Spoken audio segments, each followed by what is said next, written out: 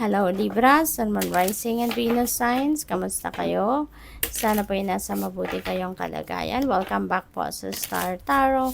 Kung bago kayo dito, welcome din kayo. Thank you for your support. I truly appreciate it. God bless you all, Libra. Una mensahe po ninyo, Shamanic Healer. Ayan, so maybe you are about to cleanse, no? Kailangan ninyo mag-cleansing ng sarili ninyo, ng physical body ninyo, ng energetic field ninyo sa ngayon. What else? We have beneath the surface, hidden truth, something unknown. Ayan. So, maaring merong katotohanan dito that is coming to light. Baka truth ninyo ito, no? Na gusto mo nang i-share sa iba. Maaring sinisekreto mo to for the longest time, pero ngayon, it's coming to light. It's going to surface na sa ngayon kasi parang gusto mo nang palayain din ang sarili mo from this secret, 'di ba?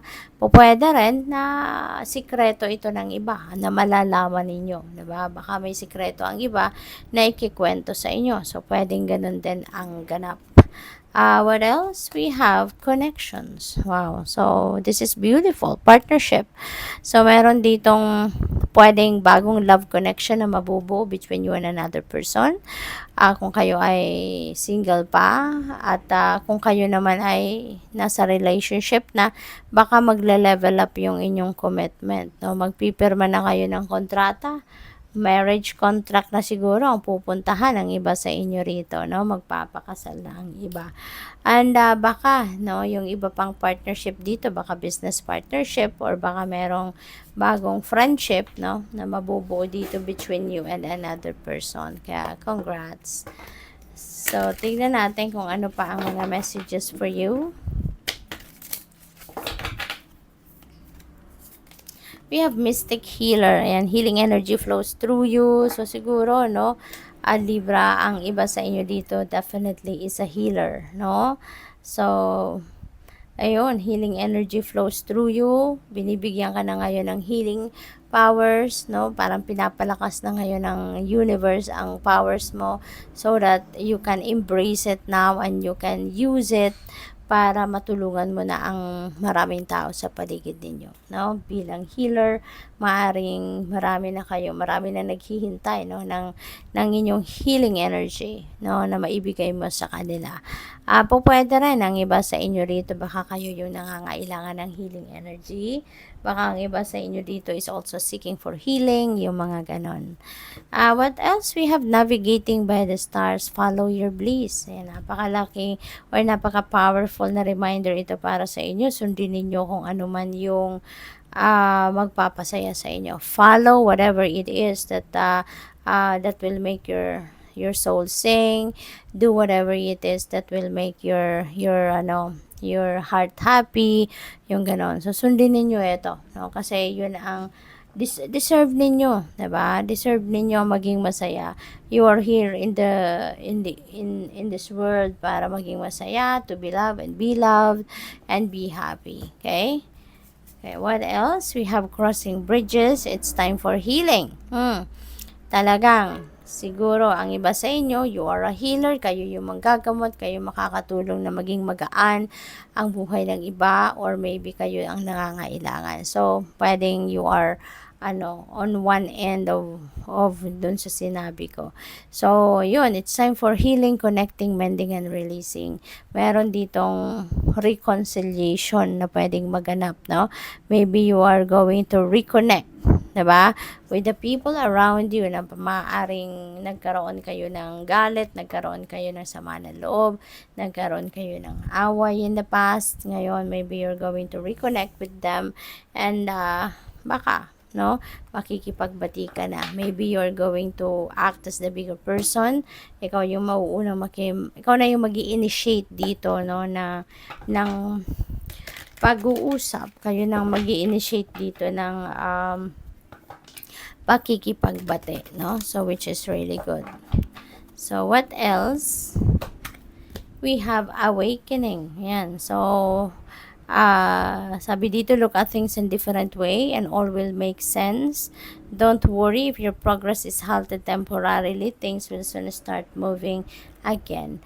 Ayan. So, may konting delay lang dito na maaaring maganap, no, sa mga ginagawa ninyo, sa buhay ninyo, sa mga pangyayari sa buhay ninyo. May konting delay, and it's because the divine universe wants you to take a pause. The divine universe wants you to stop, no, to take a pause para matignan mo yung mga sitwasyon ninyo in a different lens. Kasi kung busy kayo, syempre, yun at yun lang ang way na pagtingin ninyo sa mga nangyayari. But when you are nasa stagnation energy, then for sure wala na kayong magagawa, 'di ba? You will be stop doing whatever it is that you are doing, and mas makakapag-isip kayo ng mabuti. Kaya maaaring 'yun ang kailangan ninyong gawin.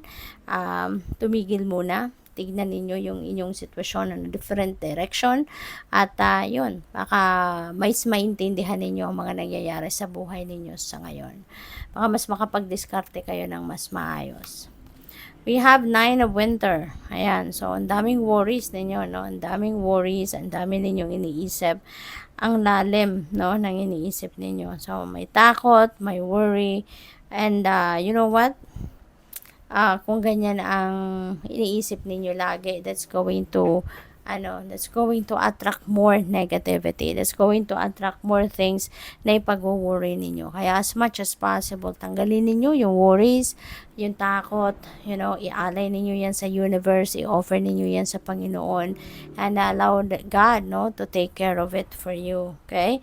At mag-isip na lang kayo ng kung ano ang positibo. Okay? Stop worrying, let go of fear, and ialay ninyo ang lahat, no? And you will be stress-free if you are going to surrender everything to God, no? Surrender everything to the natural ebb and flow of life. Okay? And positive thinking na lang ang gawin ninyo, Libra.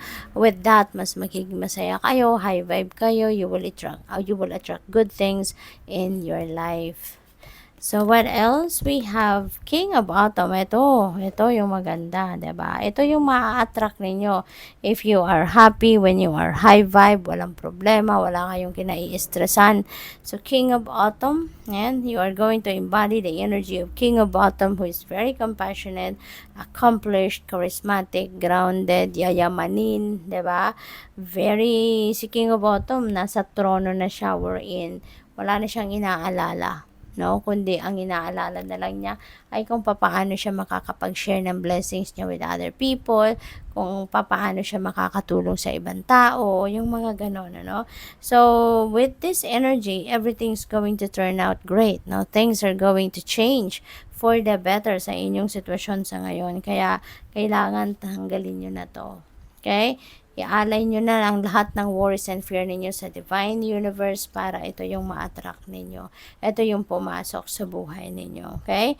You're going to be successful kapag ganon. Kung ano man ang mga ginagawa ninyo, ma-achieve ninyo yan. There are going to be exciting new career opportunities, financial opportunities, financial blessings pwedeng dumating, pera, resources, it will come towards you. Kaya magpaka-positibo kayo, okay? Good luck. Thank you for watching. Love and light. Namaste.